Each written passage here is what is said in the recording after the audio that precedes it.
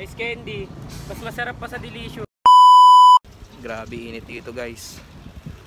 Student ko. Sir, kaway ka muna. Okay ba? Kaya.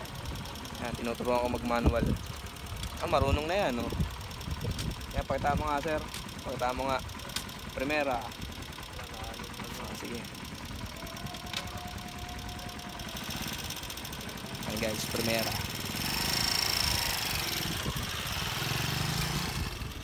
Kita nyo? Ayan, no? Mahusay na, mahusay. Pwede na iwan to. Iwan tapos dito sa initan.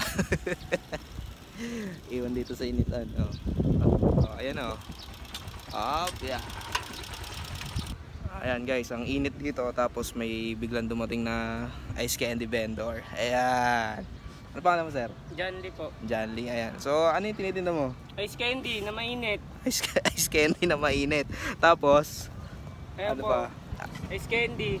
Mas masarap pa sa Delicious. Ayun, mas masarap pa sa Delicious. Tingnan nyo guys.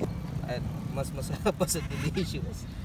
Pag isa, 10. 22 po. 22. 10 isa, 22 po. Ayun o. Pero kung bibili po kayong tatlo, 30 na lang. 30 na lang. Magaling. Ayun guys, may melon. Itong isa, Chocolate po. akala ko kamote flavor eh. Mukhang kamote. Dati itong Durban, ay durian. Durian flavor na ice candy. Ayan. Teka lang, titignan ko, may barya ako. Flavor na duhat ba to? Flavor duhat. Chocolate, lasang durian. Duhat, parang duhat eh. Dito na tayo sa melon. Ito na, dito na ako kukuha. Nasa ba?